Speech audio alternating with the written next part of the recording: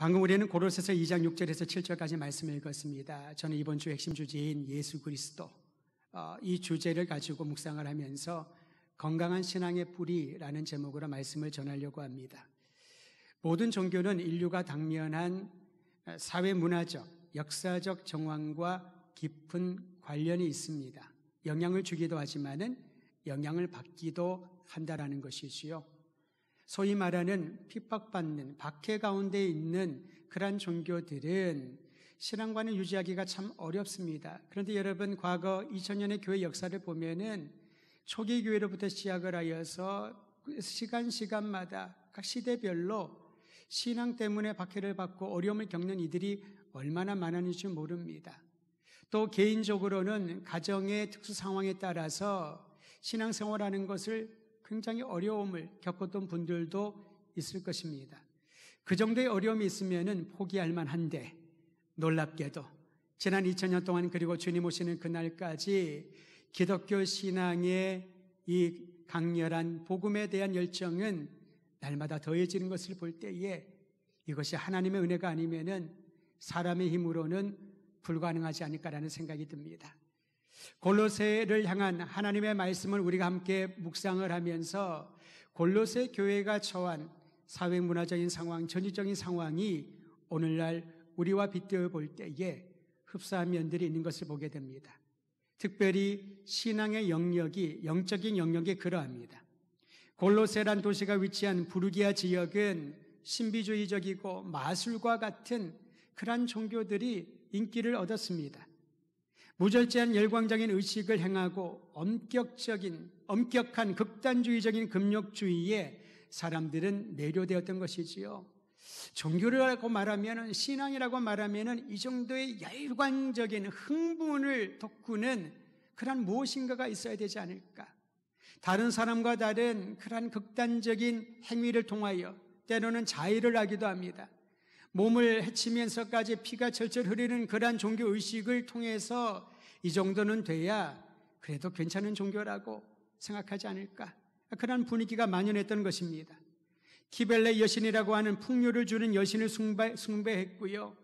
빛의 승리를 가져다 두는 미드라 신이라고 하는 또 다른 신을 섬기면서 오직 한 신을 섬기는 것이 아니라 많은 신들을 섬기는 다원주의적인, 혼합적인 그런 성격의 신앙관을 그들은 가지고 있었던 것이지요.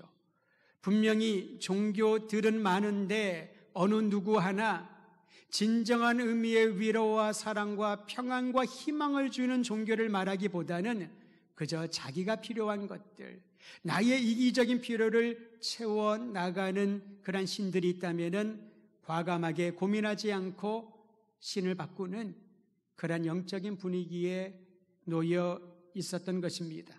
이러한 분위기에서 예수 그리스도를 신앙하는, 예수님이 구원자라고 하는 이 복음의 진리를 믿고 살아가는 성도들에게는 수많은 도전과 유혹의 손길이 있었던 것입니다.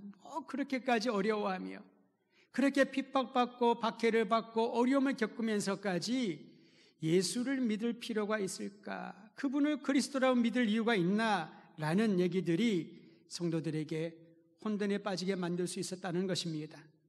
이러한 혼합주의적 사상을 배격하고 건강한 신앙을 지키고 복음의 능력을 전하려면은 어떻게 해야 될까요?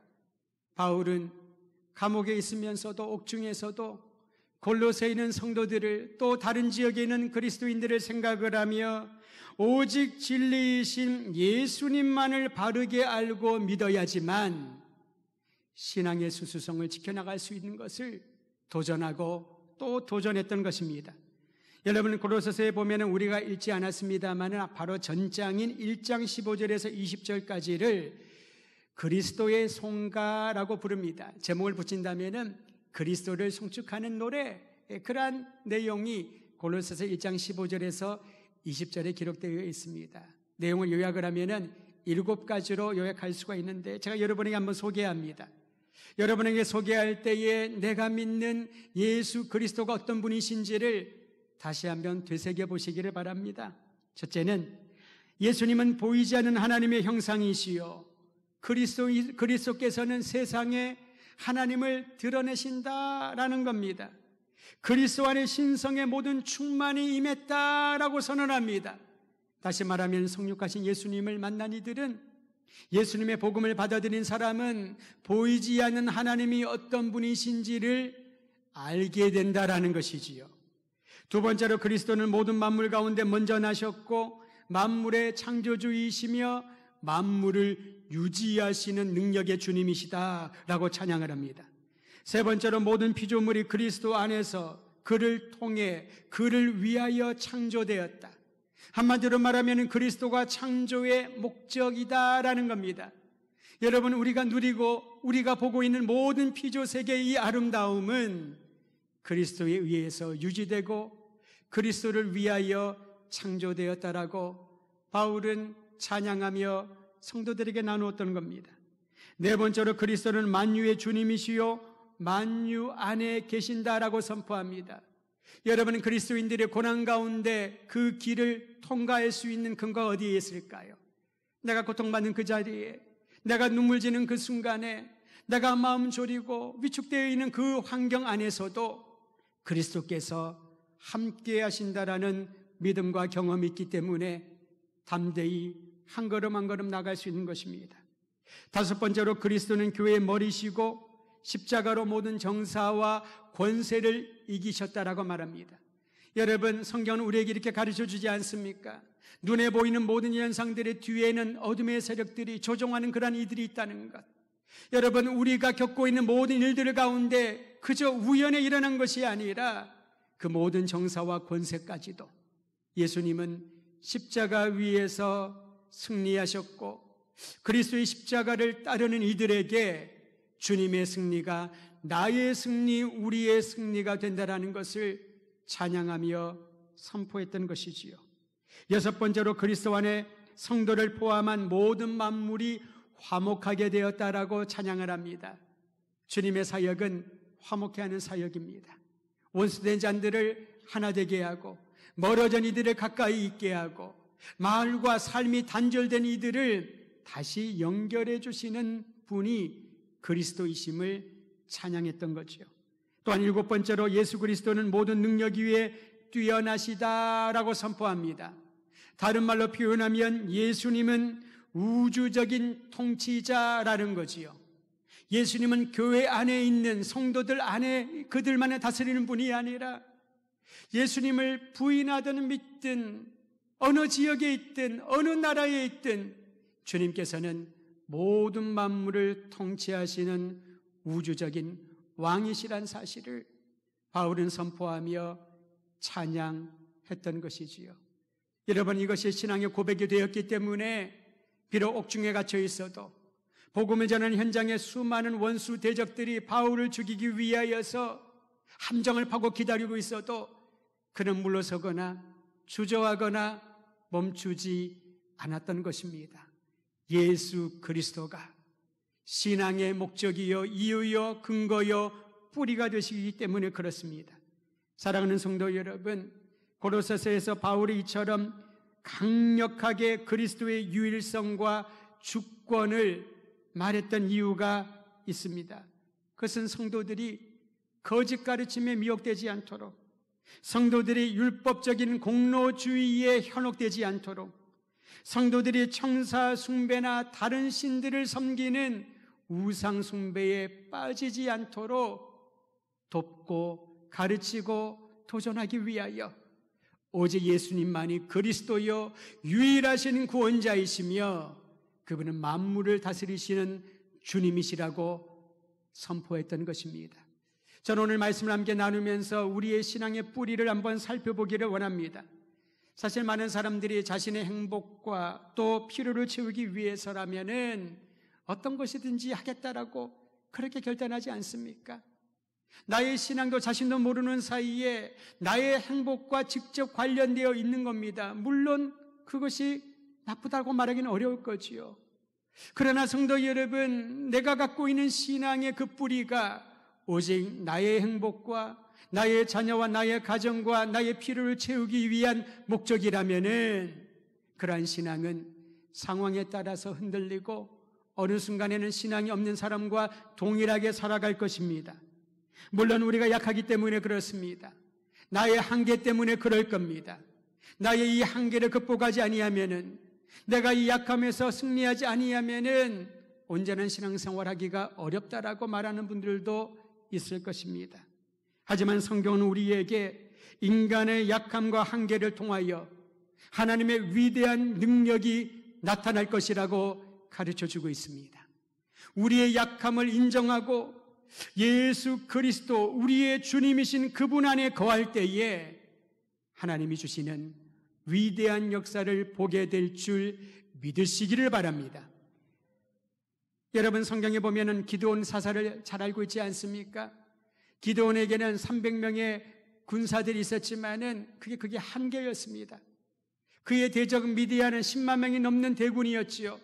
어떻게 300명을 데리고 재래식 무기를 가지고 10만 명 이상 되는 대군과 싸워서 승리를 보장할 수 있을까요? 기드온의 이 군대의 한계를 하나님께서는 사용하여 주셔서 위대한 역사, 미디안의 10만 대군을 격파시키셨습니다. 호세아에게는 비참한 결혼 생활이란 한계가 있었습니다. 그는 선지자였지만 그의 가정생활은 사람들에게 말하기 너무나도 부끄러울 정도로 그의 한계가 있었지요. 하지만 하나님은 그 한계를 뛰어넘어서 주님의 위대한 사랑을 계시하여 주셨습니다. 보리떡 5개와 물고기 2마리라고 하는 한계 안에서 예수님께서는 5,000명 이상을 먹이는 그런 기적을 베풀어 주셨습니다. 저주와 패배의 상징이라고 알고 있었던 십자가의 한계를 주님께서는 바꾸어 하나님의 구속의 사랑, 죄를 용서해 주시는 놀라운 사랑을 보여주는 위대한 현장으로 바꾸어 주신 거지요. 우리 각자의 연약함 가운데 하나님의 위대한 역사가 나타날 줄을 믿고 여러분 결코 포기하거나 물러서거나 멈추지 말고 우리의 인생의 주인이신 예수 그리스도 안에 거하시기를 주의 이름으로 축원드립니다. 예수 그리스도 안에 거하는 그리스도인의 삶이 어떠한지 오늘 성경은 우리에게 명령하고 있습니다. 골로새서 2장 6절과 7절 말씀을 우리의 목소리로 다시 한번 읽으려고 합니다. 가정에서 예배드리는 분들도 한 목소리로 읽습니다. 2장 6절과 7절입니다. 시작. 그러므로 너희가 그리스도 예수를 주로 받았으니 그 안에서 행하되 그 안에서 뿌리를 박으며 세움을 받아 교훈을 받은 대로 믿음에 굳게 서서 감사함을 넘치게 하라. 아멘.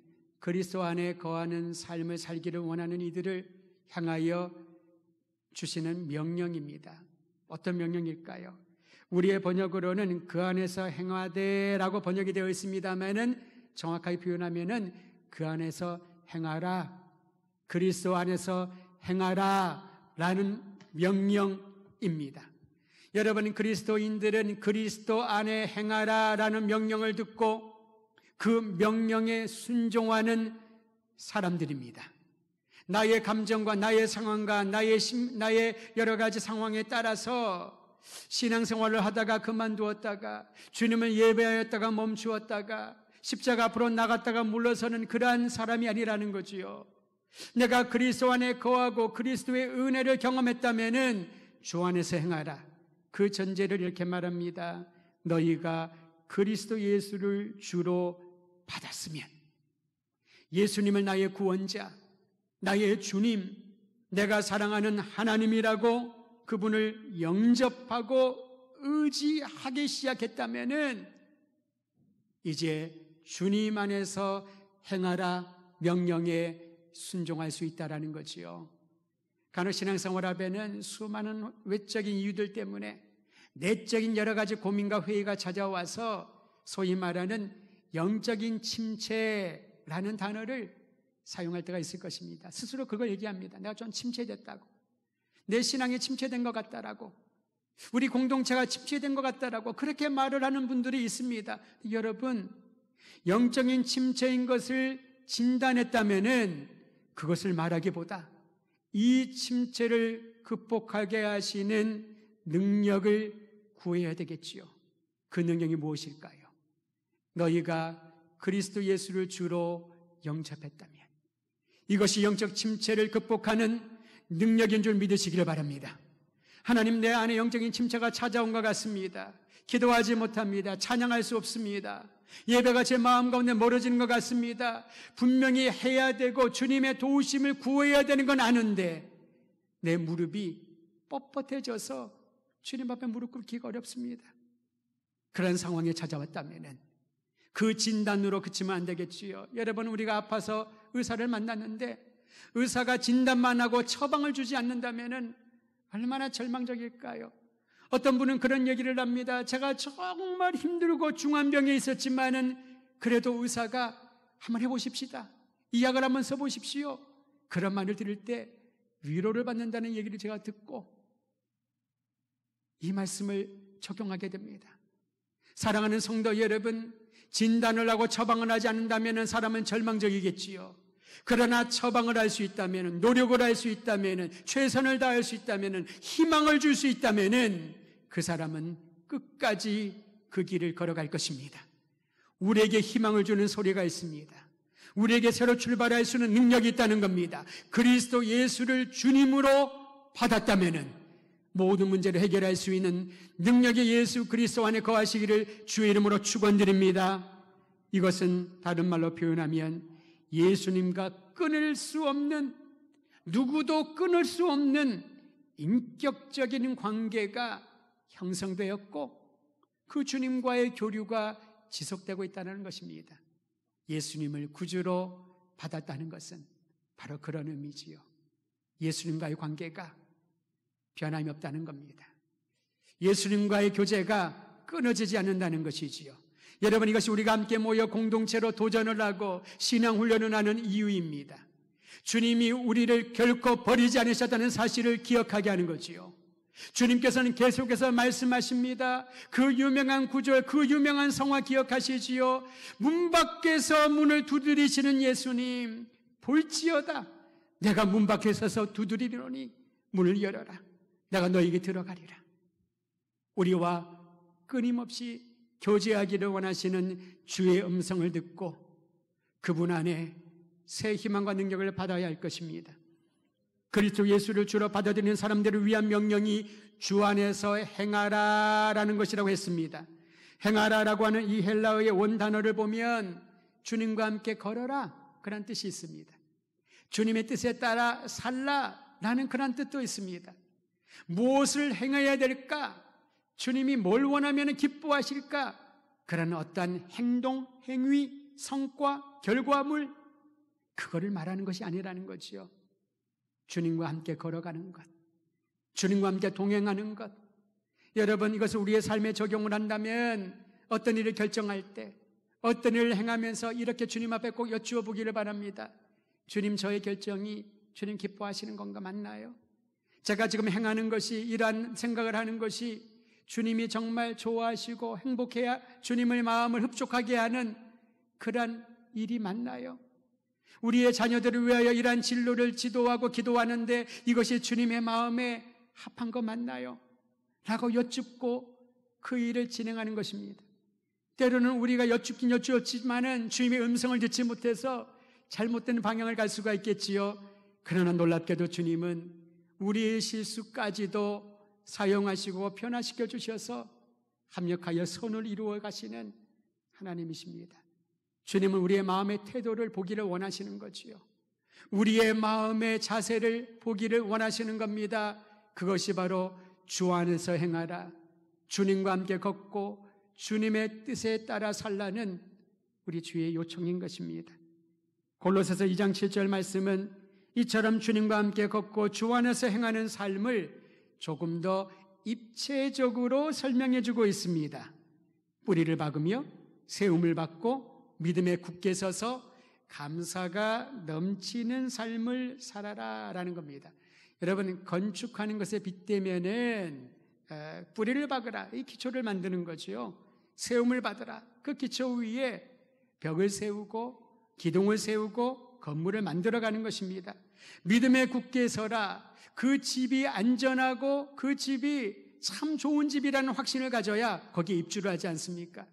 분양을 받았는데 새 집을 들어가는데 사람이 들어가면서 소문이 안 좋아. 이 집을 잘 못 지은 것 같아. 사람들이 들어가는 것을 꺼려하고 있어. 그런 얘기를 듣고 그런 생각을 하면은 얼마나 마음에 불안해서 불신이 찾아올까요? 그런데 누가 봐도 우리 시대에 최근에 지은 집 중에 가장 견고하고 확실하고 분명하고 안전한 집이라고 진단받고 사람들이 그렇게 인정하면 그 믿음을 가지고 그 집안에 들어가게 되는 것입니다. 그리고 여러분, 그 집안에 들어가 보니 인테리어도 좋고요, 장식도 아름답고 얼마나 편의시설이 잘 돼 있는지 마치 천국이라면 이런 모습이 아닐까? 그렇게 행복해하고 편안하게 살 수 있다면 감사가 절로 넘치지 않을까요? 이게 바로 그리스도 안에 행하는 사람의 모습인 겁니다. 뿌리를 받고 세움을 받고 그리고 믿음에 굳게 서서 감사가 넘치는 삶을 살게 하라. 저는 이러한 영적인 경험이 모든 성도들의 삶 가운데 넘쳐나기를 주의 이름으로 축원드립니다. 특별히 뿌리를 박으며 라는 것은 과거 분사형, 완료형이라고 하는 독특한 문법을 사용했습니다.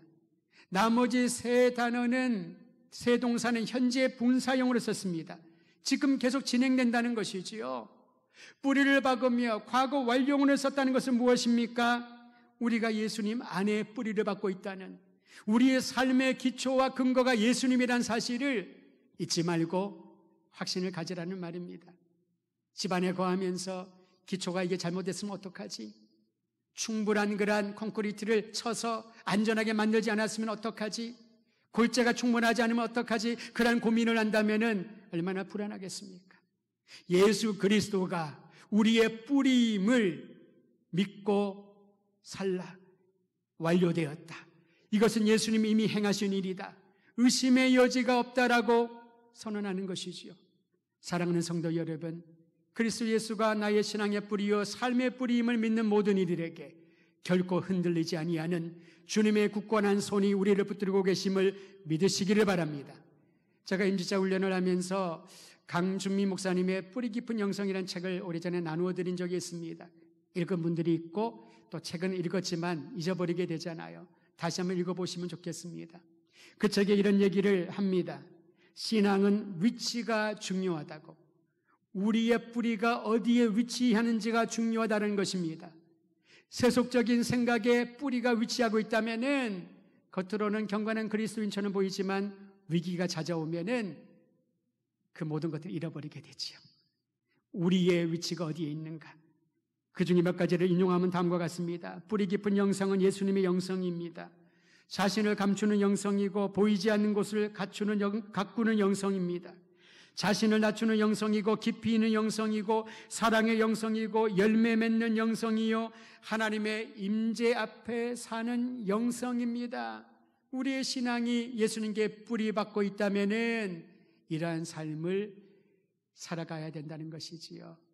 제가 꿈꾸는 교회, 제가 꿈꾸는 이런 성도들이 되게 하소서의 기도 제목을 다시 한번 이 책을 읽으면서 다짐하게 되었습니다. 건강한 그리스도인은 기본에 충실합니다. 우리의 기본은 무엇일까요? 예수 그리스도이심을 믿으시기를 바랍니다. 이후에 나오는 세 가지 동사는 현재 분사라고 했습니다. 매일 삶에서 나타나는 현상이라는 것이지요. 그리스도 안에 세움을 받아라. 안전하고 견고한 건물로 날마다 세워가는 것입니다. 자재를 샀는데 이 자재가 생각보다 좋지가 않고 더 좋은 자재가 나왔다는 걸 보고 바꾸는 것이지요. 나의 미약한 부분들을 건강한 자재로 세워나가는 것, 이게 바로 공동체이지요. 교훈을 받은 대로 믿음에 굳게 서라. 그리스도의 복음은 우리의 연약한 믿음을 강화시켜줍니다. 믿음은 갑자기 생겼다가 없어지는 것이 아닙니다. 서서히 눈에 보이지 않게, 마치 우리 자녀들이 언제 컸는지 부쩍 크는 것을 보지 못하지만, 느끼지 못하지만 확연하게 알잖아요. 많이 성장했구나. 인생의 위기가 찾아왔을 때 우리에게 자라나게 하시는 믿음의 과정이란 것을 알고 두려워하지 말고 주님을 바라보십시오. 감사함을 넘치게 하라. 여러분, 이 말씀을 우리가 오해할 때가 있습니다. 정말 감사의 마음이 없는데 감사라고 했으니 억지로 습관적으로 감사하는 경우들이 있지요. 그런 감사의 옷은 이제 다 벗어버려야 됩니다. 진심에서 우러나오는 감사. 골로새서 몇 구절을 읽어드립니다. 1장 3절. 우리가 너희를 위하여 기도할 때마다 하나님 곧 우리 주 예수 그리스도의 아버지께 감사하노라. 누군가를 위하여 중보할 때, 환우를 위하여 중보 기도할 때, 경제적으로 어려운 이들을 위하여 중보할 때, 자녀들을 위하여 중보할 때에 감사의 마음이 우러나기를 원하노라. 1장 12절. 우리로 하여금 빛 가운데 성도의 기업의 부분을 얻기에 합당하게 하신 아버지께 감사하기를 원하노라. 우리에게 영원한 기업을 주신 하나님께 감사의 마음이 우러나오는 것입니다. 골로새서 3장 17절. 또 무엇을 하든지 말에나 일에나 다 주 예수의 이름으로 하고 그를 힘입어 아버지 하나님께 감사하라. 예수님을 구주로 영접한 것, 그분이 내 삶의 신앙의 뿌리인 것, 그분이 나에게 살아가는 목적이 되게 하신 것, 그로 인하여 감사하라. 그 감사 가운데, 모든 상황 가운데 주님을 향한 감사의 열매가 맺히는 것을 보게 될 것입니다. 감사는 저절로 자연스럽게 나오는 것이지요. 그리스도 안에 뿌리를 내리고 세움을 받고 믿음에 굳게 서서 감사가 넘치는 이들에게 주님이 약속하신 복이 있습니다. 그것은 예수님을 더 사랑하는, 더욱더 사랑하는 마음을 가지게 된다라는 것입니다. 사랑하는 성도 여러분, 부활하신 예수님이 세 번째 제자들에게 나타나실 때 베드로에게 질문 3가지를 하셨지요. 그 3가지 질문은 한 가지이기도 합니다. 주님이 먼저 이렇게 묻습니다. 요한의 아들 시몬아, 네가 이 사람들보다 나를 더 사랑하느냐? 나를 더 사랑하느냐? 2번째 주님이 또 질문하시지요. 시몬아, 네가 나를 사랑하느냐? 3번째 또한 주님이 질문하십니다. 네가 나를 사랑하느냐? 우리는 그에 대한 베드로의 답과 예수님의 말씀인 양을 쳐라, 양을 먹이라, 내 어린 양을 먹이라, 이 말씀을 들으면서 어떤 사역에 초점을 둘 때가 많이 있습니다. 이제 부활하신 예수님을 만난 사람들이 어린 양을 치는 그 일에 나가야 된다고 결단을 하지요. 그런데 여러분, 이 말씀을 다시 한번 보면은 예수님의 강조점은 뭘 해라라기보다는 네가 나를 사랑하느냐, 이 사람들보다 나를 더 사랑하느냐, 이 사랑을 흘러 넘치고 충만하게 하기를 원하시는 거지요.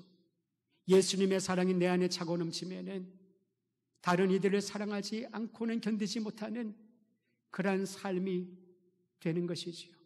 의지적으로 나는 그리스도인이니까 사랑을 해야 돼. 나는 그리스도인이니까 원수를 용서해야 돼. 나는 그리스도인이니까 사회에 공헌을 해야 돼. 나는 건전하고 도덕적이고 윤리적인 삶을 살아야 돼 라고 생각을 한다면은 율법주의에서 요구하는 율법 준수와 큰 차이가 없지 않을까요? 예수님이 요구하신 거는 네가 나를 사랑하느냐. 최근에 제가 어떤 우리 선배 목사님과 교제를 하며 얘기를 하다가 이런저런 얘기를 나눈 중에 이분이 자녀들 얘기를 하더군요. 자기 아이들과 함께 가정 예배를 드리고 기도를 하는데 그날은 그 둘째 아이에게 마무리 기도하라고 이렇게 기도를 부탁을 했답니다. 둘째 아이가 기도를 하는데 이런 기도를 하더래요.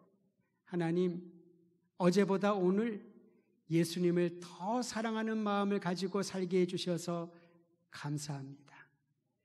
그 기도를 하고 난 이후에 목사님이 너무 감동을 받아서 그렇게 얘기를 했대요. 야, 하나님이 우리 중에서, 목사인 나보다 우리 중에서 네 기도를 잘 들어주실 것 같다. 내 기도에 하나님이 정말 좋아하실 것 같다. 그런 얘기를 했다라고 하면서 저에게 나누어주는데 큰 도전을 받았습니다. 우리는 지금 무엇을 위하여 기도하고 무엇을 위하여 살아가고 있나요? 예수님을 구주로 주님으로 영접했다고 하는데, 교회의 회복과 영적 부흥을 위하여 기도를 하는데, 교회가 이 사회의 소금과 빛의 역할을 하고 사명을 감당하기 위하여 열심을 다해야 한다고 도전을 하는데, 정작 어제보다 오늘 나의 주님이신 예수님을 더 사랑한 것에 감사하고 있는가? 그것이 내 신앙의 삶의 뿌리가 되고 있는가? 누군가 질문한다면은 한참 동안 고민하며 생각하지 않을까 싶습니다. 사랑하는 성도 여러분, 주님을 위해 무엇인가 하겠다라는 거대한 의지와 야망과 욕구와 부담감과 책임감과 자신의 계획을 다 내려놓고 나의 신앙과 삶의 이유가 되시고 어떤 상황 가운데 흔들리지 않도록 굳건히 붙잡아 주시는 생명이요 소망이요 뿌리이신 예수님 안에서 주님을 날마다 더 사랑하는 아름다운 인생 되기를 우리 주의 이름으로 축원드립니다.